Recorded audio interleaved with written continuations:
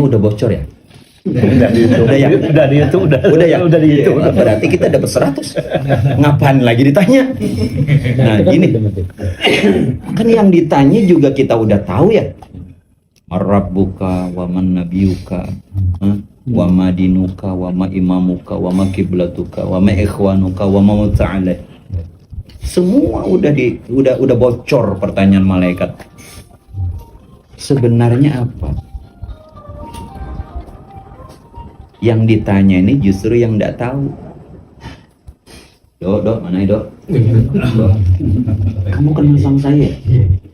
Kalau saya nanti sewaktu-waktu masuk ke sini, boleh ya? Sekarang ini cuma contoh. Apa kamu nanya lagi, siapa Anda? Apa keperluan Anda? Dari mana Anda? Loh, nanya lagi, kan udah tahu. Nah, berarti tidak kenal. Berarti yang ditanya tidak kenal. Nah, tidak kenal.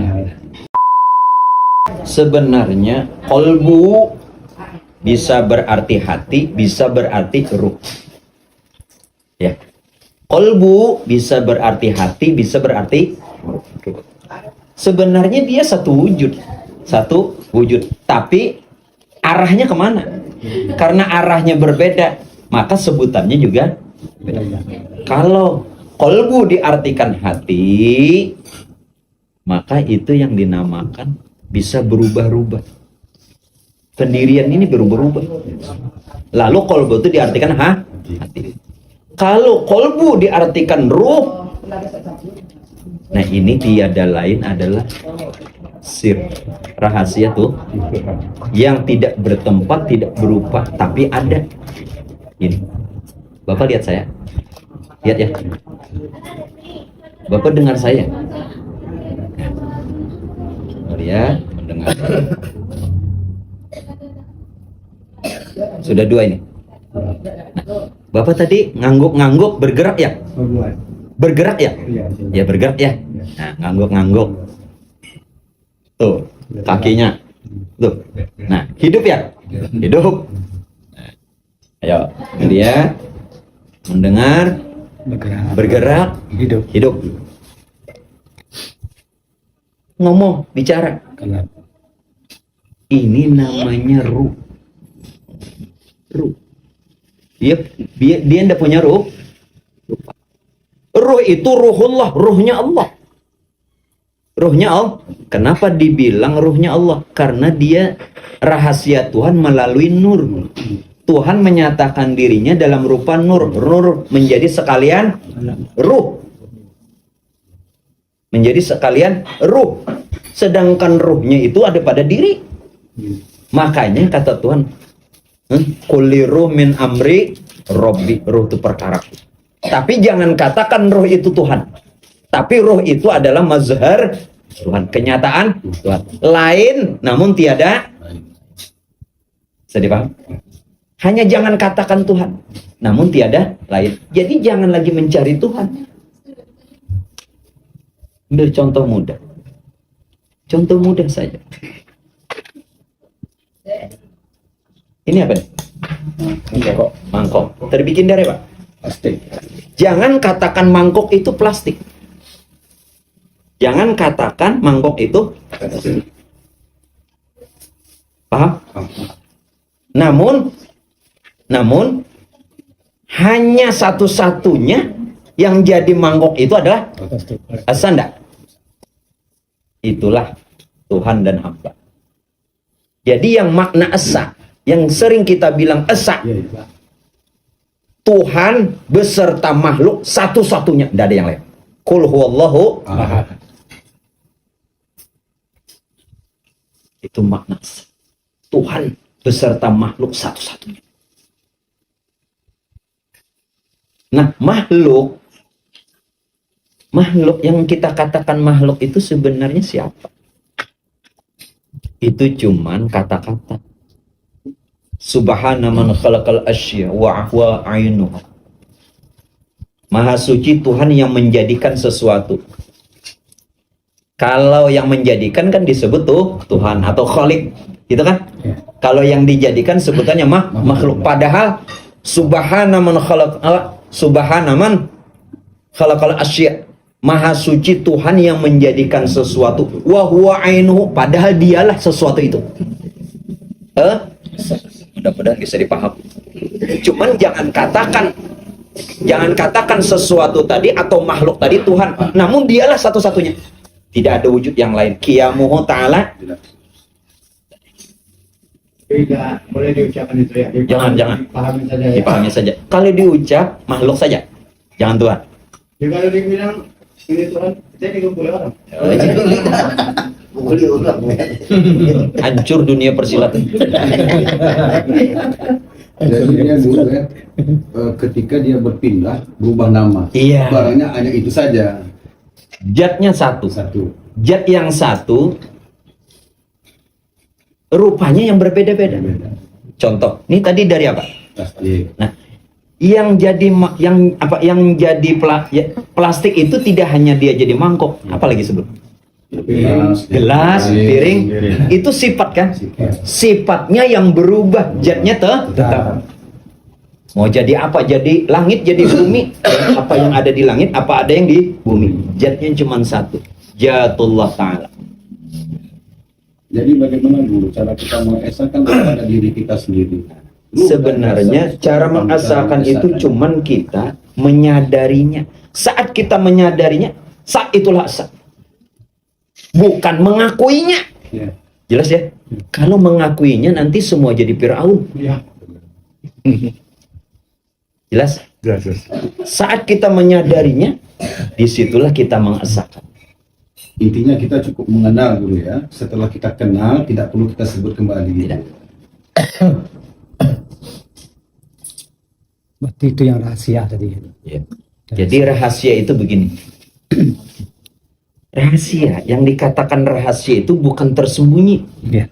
Ya, saking nyatanya, saking jelasnya, saking terangnya. Gimana lagi saya sebut? Iya. Saking nyatanya, saking jelasnya, saking terangnya. Maka apa yang mau disebut? Ya.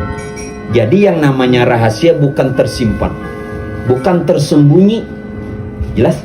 Itu salah kalau mengatakan rahasia tersembunyi. Salah. Ya. Kalau rahasia itu tersembunyi, ngapain Allah bersifat wujud? Wujud artinya apa? Ada.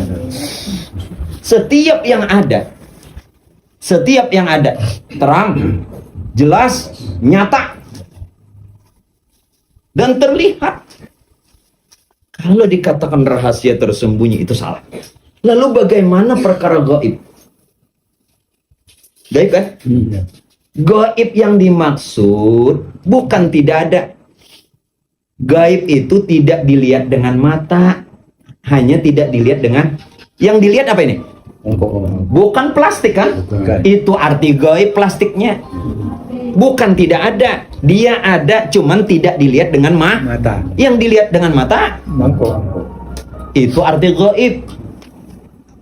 Kesalahan kita gaib di mana? Tak nangkap. Nah itu salah. Iya. Justru yang nampak itu Ya. diri yang ada. Ya. Maka itu camkan, yakinkan.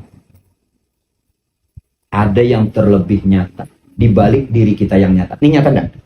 Ada yang terlebih nyata. Itulah Tuhan. Itulah Tuhan. T-O-T H-H-A-H-N. Tuhan. Tuhan. Cuma yang bilang ya. Hah? Cukup dipahami saja ya. Mau gimana lagi? Iya, cukup dipahami saja. Jelas? Jelas. Jadi di situ kala lisanuhu. Kelu lisan mau mengata apa? Dikatakan plastik bukan, dikatakan mangkok bukan. Dua-duanya bukan. Dikatakan mangkok padahal dia plastik. Dikatakan plastik padahal sudah nyata. Kala lisanuhu. Kelu lisan untuk mengatanya. Kalau sudah kelu, Diam. Itu dia. diam bukan tidak tahu karena sudah tahu. Iya. Justru udah tahu, bukan nak tahu. Berjahat nih dan Tongguru. Lanjut pertanyaan. Mumpung.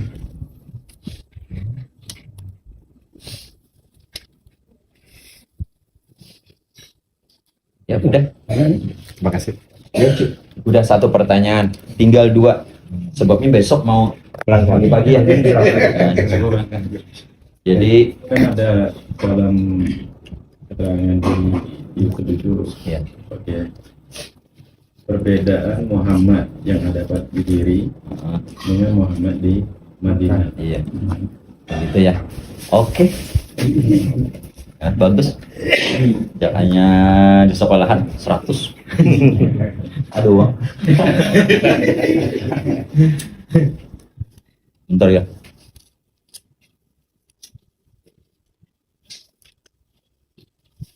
Muhammad. Siapa Muhammad? Siapa Muhammad? Muhammad itu ada dua rupa. Syekh Ibn al-Arabi mengatakan, Imam Al-Ghazali juga menyebutkan. Kurang apa? Imam Al-Ghazali itu gelarnya saja Pak, Kutubul Ulum, Kutub Pak, ilmu. bisa kami ganti tempat, Sekarang gini. Boleh? ganti posisi ya. Silakan. Jadi Dia mereka guru. Muhammad yang dua rupa itu ada yang pertama Muhammad yang sifatnya majazi, rupa jasmani. Itu seperti yang di Madinah. Itu Muhammad majazi. Muhammad majazi. Hah? Bersifat majazi, rupanya jasmani. Seperti Nabi kita Sayyidina Muhammad bin Sayyidina Rupa yang kedua adalah Muhammad yang sifatnya hakiki. Rupanya rohani. Itu ada pada diri Nabi kita, ada pada diri kita, dan wujud semesta. Alhamdulillah. Makanya seluruh alam ini namanya wujud Muhammad. Nah, sekarang saat kita mengatakan syahadat, gimana? Ada kan wa asyhadu anna Muhammadar Rasulullah. Ini Muhammad yang mana nih? Wa asyhadu anna Muhammadar Rasulullah. Itu adalah Muhammad yang ada pada diri kita. Syahadat itu kan disaksikan ya Pak? Ya, siap.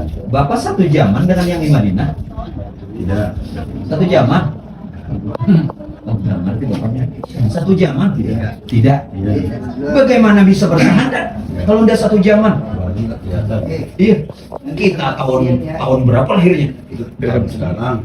Udah 1400 tahun yang lalu. Iya. Bapak lahirnya zaman now. Nah, bukankah syahadat tadi kan disaksikan? Berarti kita menyaksikan Muhammad yang sifatnya rohani, yang ada pada diri kita semua. Begitu. Nabi kita juga mengatakan wa asyhadu anna Muhammadar Rasulullah. Tetapi Muhammad yang beliau kata bukan nama yang beliau sandang, tetapi hakikat diri beliau sendiri. Sudah mengerti Pak? Itu. Jadi hati-hati. Barang siapa yang kenal Muhammad maka jadi umat Muhammad.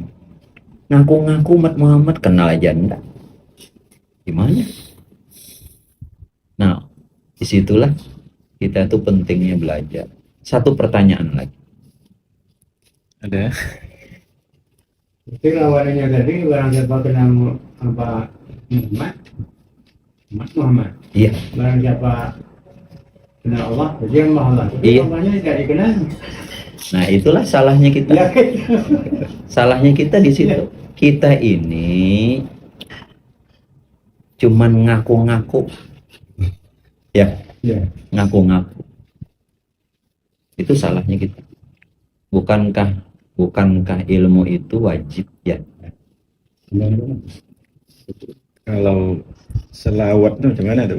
Ya selawat ya ke diri juga. Kalau udah tahu. Bagi orang yang belum tahu, kenapa? Ya titip salam dulu ke sana.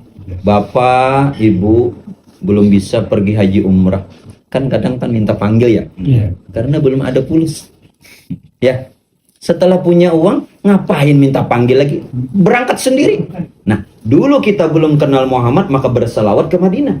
Setelah kita kenal, tidaklah pada ketika kita berselawat melainkan memuji diri. Jelaslah. Itu jangan dibaca. Maksudnya jangan dibaca. Selawatnya tetap dibaca. Tapi jangan mengaku Muhammad. Jangan. Berarti kalau kajian yang kita bahas ini tidak pernah keluar ya? Ini aja ya. Tahu boleh nih. Betul gitu ya? Gitu ya? Boleh ya? Ya. Satu. Ya, boleh. Ya, Tuan Guru panggil. Tuan Guru. Kita kan ada ya terus saja. dalam tubuh kita ada bahasa jiwa. Nah, ketika nanti di alam kubur Ya. yang ditanyakan oleh malaikat itu apa sebenarnya? Nah gini. Wa anna su'al munkar wa nakir haq. Bahwasanya pertanyaan munkar nangkir kan sebenarnya Ya. kita wajib percaya. Nah, ngomong-ngomong ya, soalnya udah bocor ya. Udah ya. Udah ya. Nah, berarti kita dapat 100. Ngapain lagi ditanya? Nah gini. Kan yang ditanya juga kita udah tahu ya. Rabbuka wa man nabiyuka, wa ma dinuka, wa ma imamuka, wa ma kiblatuka, wa ma ikhwanuka, wa ma muta'ala. Semua udah bocor pertanyaan malaikat. Sebenarnya apa? Yang ditanya ini justru yang tidak tahu. Dok, mana Dok? Dok, kamu kenal sama saya? Kalau saya nanti sewaktu-waktu masuk ke sini, boleh ya? Sekarang ini cuma contoh. Apa kamu nanya lagi siapa Anda? Apa keperluan Anda? Dari mana Anda? Loh, nanya lagi, kan udah tahu. Nah, berarti tidak kenal. Berarti yang ditanya Tidak kenal. tidak kenal. Tetapi kita wajib percaya pertanyaan munkar nangkir itu wajib percaya. Tapi yang ditanya bagi yang tidak kenal. Lantas apa yang dia tanya?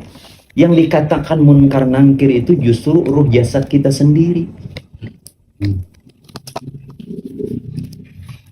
Ruh jasad kita itu munkar nangkir. Ruh menanya jasad. Pertanyaannya itu bukan merebuka. Dia cuma satu pertanyaan. Ya manhu. Siapa engkau? Ruh menanyai jasad. Kata jasad, akulah wujud Nur Muhammad itu. Asa, kekal. Wa yabqa wajhu rabbika dzul jalali wal ikram. Kalau sudah kekal, dua saja kemungkinan. Di dalam kubur dah hancur atau hilang. Hidup seperti mana dia hidup waktu di dunia. Bukankah Quran mengatakan, janganlah engkau mengira, menduga orang yang berjihad di jalanku, kata Allah, mereka mati, bal ahya, mereka hidup. Kenapa tidak? Ya, terjawab. Jadi, yang ditanya yang tukang beli tadi, yang ditanya. Nggak ditanya lah. Ngapain? Iya, ngapain tanya orang yang tukang beli tadi ditanya? Yakin aja. Kalau kita belum bisa memahami, yakin aja udah. Walaupun belum paham, yakin aja. Karena yakin mau sampai kemari dulu. Alhamdulillah. Walaupun merangkak dulu. Kalau ceritanya panjang dulu. Kalau mau diceritakan dari Sabang sampai selesai kita malam di guru. Tapi alhamdulillah kita dipertemukan. Sebenarnya guru mohon maaf, mohon izin. Kita dah lama kepengen ketemu sama guru. Tapi hari ini ditemukan oleh Allah Subhanahu wa taala. Alhamdulillah kami bersyukur kepada Allah. Ya mudah-mudahan sesuai dengan janji kita, ketemulah hendaknya kita nanti di yaumul akhir. Amin. Ijma' bainana wa baina habibina Muhammadin sallallahu alaihi wasallam. Kami juga mohon guru meskipun tidak ada segala macam pun, kami mohon juga diakulah kami sebagai murid juga guru. Meskipun belum tetap nih. Jadi mohon doa juga. Tetap aja udah. Insyaallah ya yakin saja. Supaya kami mengambil ilmu tadi ada barokahnya guru. Amin. Meskipun melalui YouTube yang bisa dilihat, Ya, paling tidak ada bahan pertimbangan buat Ya. kami untuk melanjutkan kehidupan kami. Nah, Kan disinilah tidak usah diragukan. Insyaallah. Gini, bapak-bapaknya udah mau berusaha ke sini, itu sudah jalan.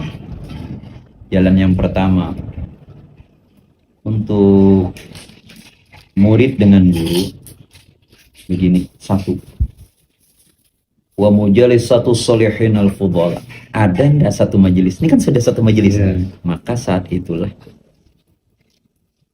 gak usah ditanya lagi, guru diakuin dah murid, ya udah itu udah. Ya, wa mujalisatu sholihin al fudhala. Yang kedua, Nabi mengatakan apa? Kharaja min baiti, udah keluar rumah kan? Jauh-jauh kan datang ke sini. Jangan ditanya lagi, guru kira-kira diakui murid enggak? Jangan ditanya lagi. Yang ketiga,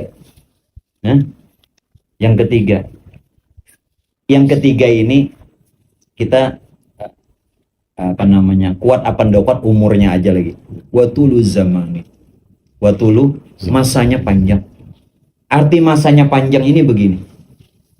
Jangan kita puas dulu dengan apa yang sudah kita dapat. Karena semakin kita asah, mutiara kan semakin gitu ya Pak. Kerikil bisa jadi halusnya dah. Iya, nah gitu. Jadi mudah-mudahan dunia akhirat kita dikumpulkan. Ya juga saya berharap kita saling doakan. Amin. Ilmu ini, makanya sanad saya sampai Syekh Abdurrahman Siddiq. Alhamdulillah. Datunya beliau. Saya ngambil dengan Allahyarham guru saya, Syekh Muhammad Safwani. Beliau ngambil dengan Syekh Luqman Hakim. Beliau langsung ngambil dengan Syekh Abdurrahman Siddiq. Berapa langkah? 3 langkah saja. Dekat kan?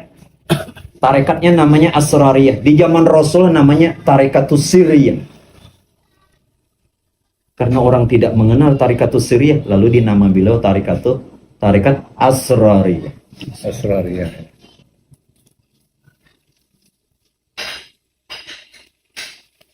Satu batang lagi selesai, Dok. Satu batang. Jadi saya mohon maaf sebelumnya kepada jamaah semua. Ya, jadi dibilang jamaah, kan udah hebat ini jamaah. Tadi bapak-bapak aja kan, sekarang jamaah. Oh jamaah. Bukan Ustaz Maulana ya. Jadi non jamaah semua, kuatkan keyakinan. Karena Syekh Junaid ini dapat gelar Sayyidus Sufiyah. Sanad semua itu dari Syekh Junaid. Dari Syekh Junaid. Rasulullah memberikan kepada Sayyidina Ali. Sayyidina Ali memberikan kepada Hasanul Basri. Hasanul Basri kepada Habib An-Najmi. Kemudian kepada Sari As-Sakatar, Sari As-Sakati. Ini sebenarnya paman dengan apa? Keponaan. Kemudian dengan Syekh Junaid Al-Baghdadi. Semuanya bersumber dari Syekh Junaid Al-Baghdadi. Beliau ini bergelar Sayyidus Sufiyah. Penghulunya seluruh ulama Sufi. Apa kata beliau? La yablughu ahadukum darajatal haqiqah. Kalian semua, kata beliau, tidak akan sampai kepada derajat hakikat. Hatta hingga kamu nanti bisa didustakan orang. Ilmu ini dipitnah orang, dicaci maki orang. Rasulullah gimana? Ya. Tapi jangan takut. Menandakan hak. Rasulullah juga mengatakan, orang yang bertiti di jalanku, kata Rasul, kalau jamaah takut dari sekarang aja dosa. Ini sudah kata kunci. Orang yang bertiti di jalanku, sumal amsal pal amsal, bakal mengalami hal yang seperti aku. Jelas? Kalau jamaah semua takut, mendingan dari awal dosa. Kalau tahu bagaimana orang ingin kaya, kalau udah mikir-mikir gimana rugi, gimana susah cari uang, nggak usah kerja, nggak usah kaya. Paham? Kalau udah mikir gitu ya Dok, mana ada orang yang mau kaya enak? Orang cuman melihat kalau udah sukses. Yang iya, udah dilihat. Paham? Apalagi untuk derajat hakikat. Sungguh orang-orang yang dengan santai tidak mungkin mendapatkan. Tapi itu bukan ketakutan bagi kita. Itu sudah tahu sudah Rasulullah gimana, para imam-imam dulu gimana. Paling tidak kita paling tidak lah. Ciri yang seperti itu nanti orang-orang pada menjauhi kita. Wah ini nilai aliran ini. Ya gitu kan. Kalau takut mendingan dari sekarang. Terus Dan dirasakan juga. iya. Nanti seperti itu adanya. Tapi semuanya bukan menjadi ketakutan, kecemasan. Kenapa? Itu cuman yuwaswisufi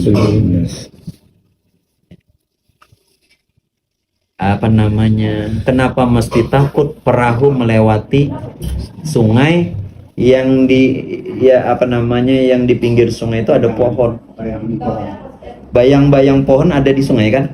Ya. Kenapa mesti perahu ini takut melewati bayang-bayang pohon yang ada di sungai? Dia takut karena sangka dia bahwa perahu ini bakal rusak kalau melewati bayang-bayang pohon. Itu cuman bayang-bayang. Jelas? Bayang-bayang nyata enggak? Enggak nyata. Jadi semua apa yang berlaku, yang ada, yang bisa menjadi kita surut itu cuman bayang-bayang. Jangan menjadi ketakutan. Bayang-bayang, kenapa mesti ditakutin? Satu batang selesai.